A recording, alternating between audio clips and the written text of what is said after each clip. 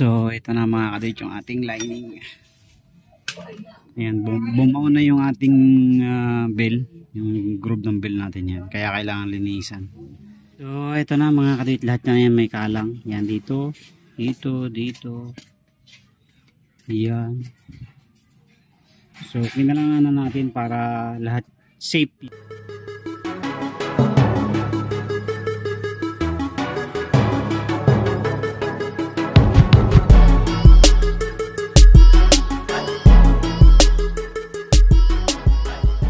Yo, what's up mga kadawit. Good morning po sa inyong lahat. At tayo ngayon ay magbibisita ng ating clutch. So naka 1 week na siya. Since naka-regroove tayo, kailangan natin siyang bisitahin ulit at linisan. Kasi pag once na naka-regroove ka ng bell, lulubog pa yung mga groove ng bell. Magkakaroon siya ng maraming alikabok na magsasanay yun ng dragging pagka hindi inalis. So kaya after 1 week or 2 weeks na naikabit nyo yung bagong lining, kailangan talaga linisan. And then hindi ako satisfied dun sa straight 12 na nilagay ko. So ang gagawin ko, magko-combination na lang ako ng bola. So silipin muna natin yung ating lining. Tapos hindi rin ako satisfied dun sa spring, sobrang lambot. So ang gagawin natin, itong spring natin dito stock 1000. So ito ilalagay natin dun, o kaya ililipat na lang natin dito yung lining. Tabis pa rin ang assembly talaga ng stock backplate. So bahala na mamaya, basta ililipat natin itong spring na to. Ang gagamitin natin 1000 yan eh. So yan yung ilalagay natin. So baklasin muna natin.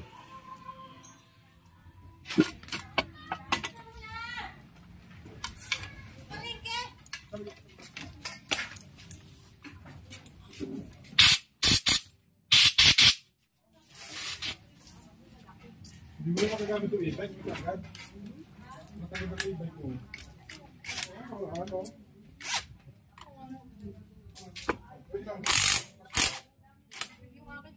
Hindi ako nagiging. Bakit di ba nakakaminan to? Ako single sa pangayon kasi.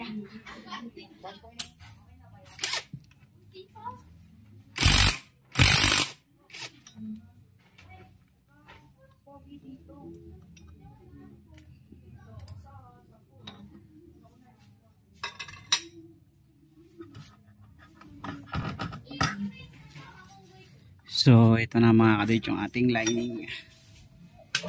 Ayan, bumaon na yung ating bell, yung groove ng bell natin yan. Kaya kailangan linisan.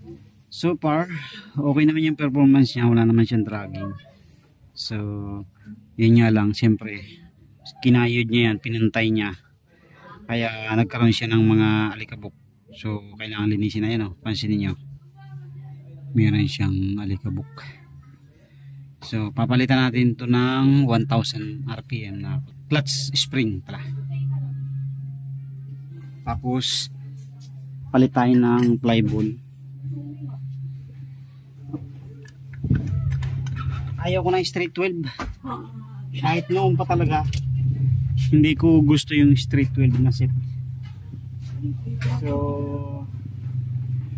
mas gusto ko yung 12-13 lang. So alisin ko muna yung reset ko na 12. King drag yung nakalagay, king drag yung ilalagay natin na 12. Tapos stock na 13.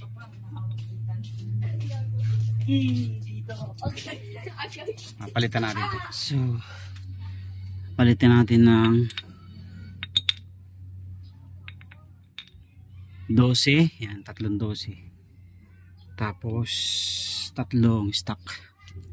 Ito yung stock natin. Yan, yung mga itim na mayroong tuldok, stock yan.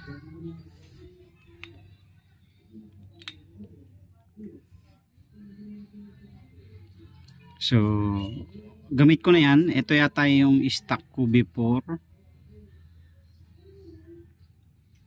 So may tama itong isa. So palitan natin itong isa. Ito ayos pa. Ito ayos pa rin. Ito lang isa papalitan natin. So ito na mga kadawit, tatlong 13, tatlong 12. So sa setup ng bola depende na sa inyo kung anong gusto nyo. Pwedeng mauna yung 12, pwedeng din mauna yung 13. So wala namang kaso yun. Ayun. So kabit na natin ito, tapos linisan natin yung clutch.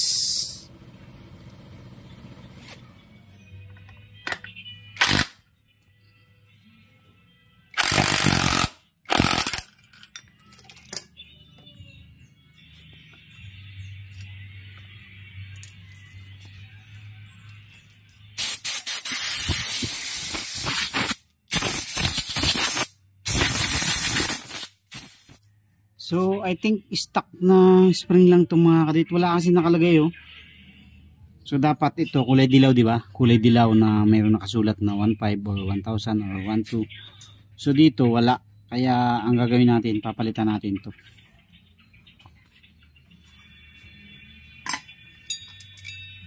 Palitan natin siya ng mas mataas ng konti.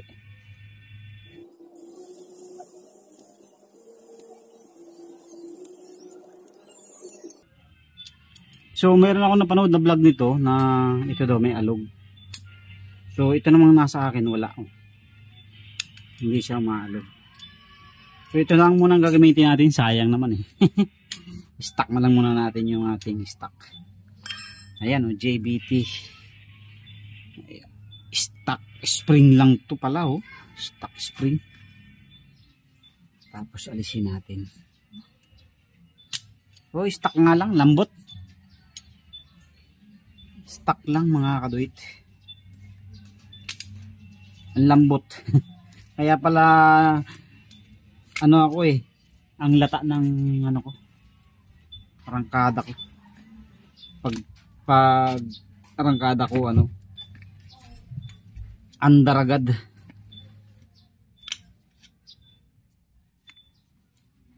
So ang gagamitin kong ito damper, yung stock siguro, pero okay pa rin naman pala to, saka na yan. So maganda rin naman ang quality ng JBT mga kaduit, kasi talagang matibay din to quality. Subok na rin to, ano to, kalibel to ng mga higher quality na mga pyesa din talaga, mga performance parts. Okay, so kuhanin natin ito.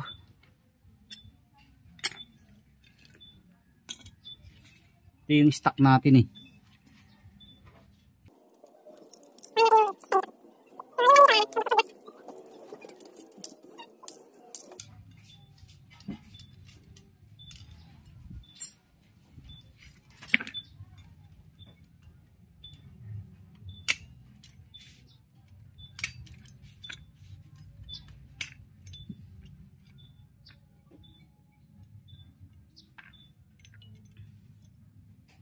So ito kung hindi ako nagkakamali 1,000 to eh.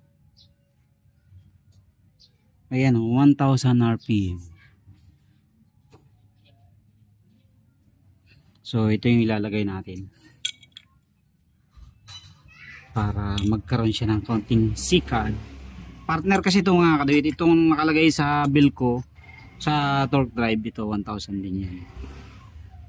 Ayan. Ayan, binalik na muna natin ito mga kaduit. Ito, reserve na lang natin ito. So ito na lang muna ng JBT ang gagamitin natin para masulit naman natin.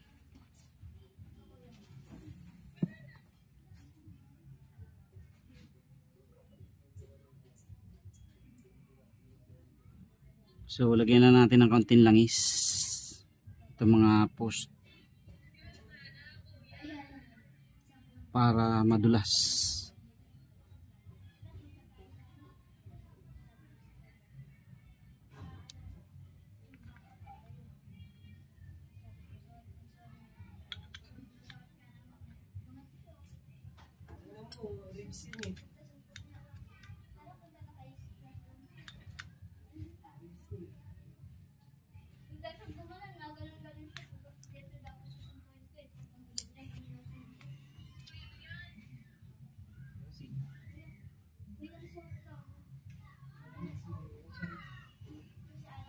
Sapin natin ang lata ng coke in can para ma-prevent natin yung sira. So ito mga karito, kahanap tayo ng lata na manipis, mga 0.2 lang siguro to. So ito sana ilalagay ko yun sa pundador, kaso ano siya parang aluminum siya, hindi katulad ito lata. So ito ilalagay natin. Subok tayo ng isa. Sasapin natin dito kasi na ano agad siya, na worn out agad siya. Ayan. Nagkaroon agad siya ng tama. So lalagyan lang natin ang sapin pa ganun. Hanggang sa kabila para makuha natin. Ayan, dito natin siya. Ayan. Sakto lang siya mga kaduit na ilalagay natin. Para so yan mga kaduit, ganyan ang gagawin natin. Saktuhan lang siya. Lata yan, kaya hindi yan basta-basta kayang pudpurin ng spring niya. So yan na, kakabit na muna natin to para hindi malaglag. So yung tatamaan ng spring meron ng lata. So eto na yung isa mga kalit. Ayan. Medyo naka-carve siya din sa loob, tapos naka-clamp naman siya pa ganyan. So kabit naman natin itong isang pares.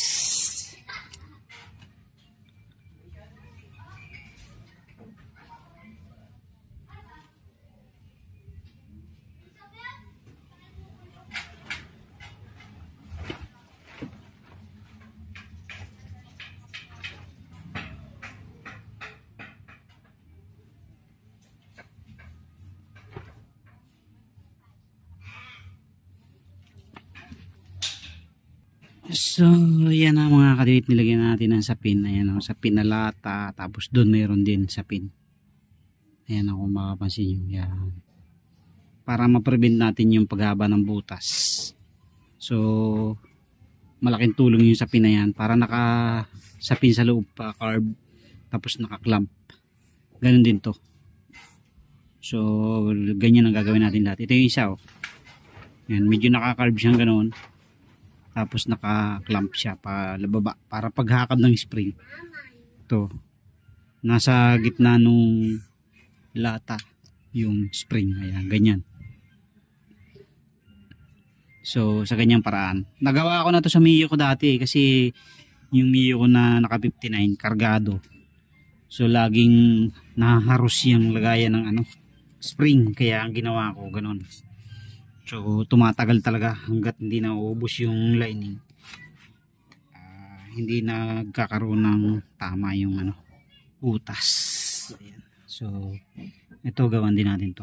So, ito mga kadate yung pwesto ng isa. Pansinin niyo. So ganyan. Shoot lang natin yung spring dyan. So magkabila meron na siyang sapin. Hindi yan makaka-apekto sa tension ng spring kasi napakanipis lang yan. Pag lapat ng spring dyan, so 0.2 lang yan halos.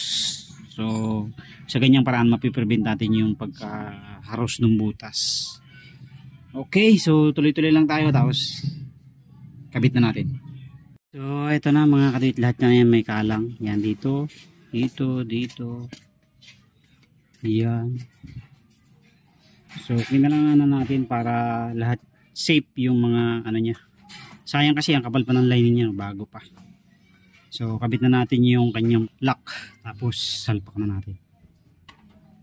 So eto na mga kadit, tabuo na natin. So 1,000 na set. Tapos kabit na natin yung belt.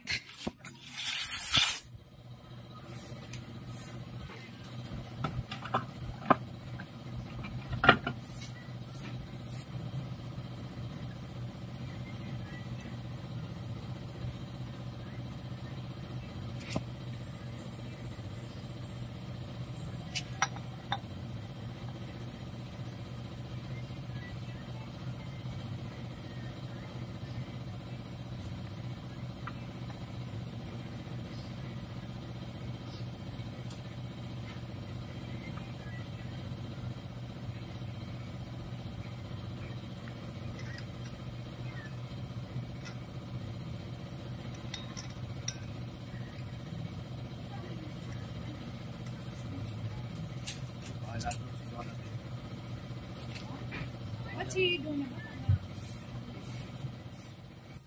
So, ayan na mga kadate, ikabit na natin. Ayan na. So, naka 1,000 na tayo na set ngayon. Okay. So, salpak na natin, then testingin natin.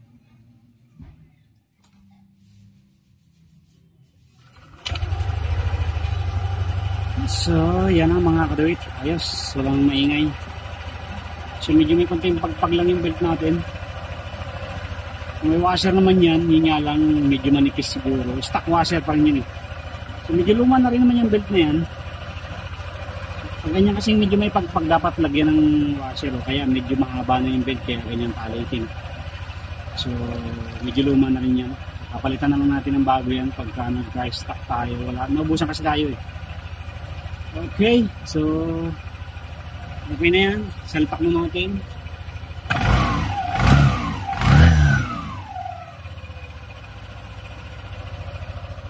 Ayan na, tapos na tayo mga kadawit sa paglinis ng ating clutch lining, and then nagbalik tayo ng 1,000 spring, clutch spring. Tapos sinapin na natin yung mga ilalim ng spring para hindi siya maharos o humaba o masira yung ating butas ng clutch na pinagsasabitan ng clutch spring. Okay, so yun lang mga kadawit. So ganun lang, basta pagbago tapos naka-regroove kayo, mga after 1 week or 2 weeks linisan nyo para mawala yung alikabok. Yung kasing alikabok nagiging cause ng dragging yun eh, pagka, kahit naka-regroove pa kayo. Okay,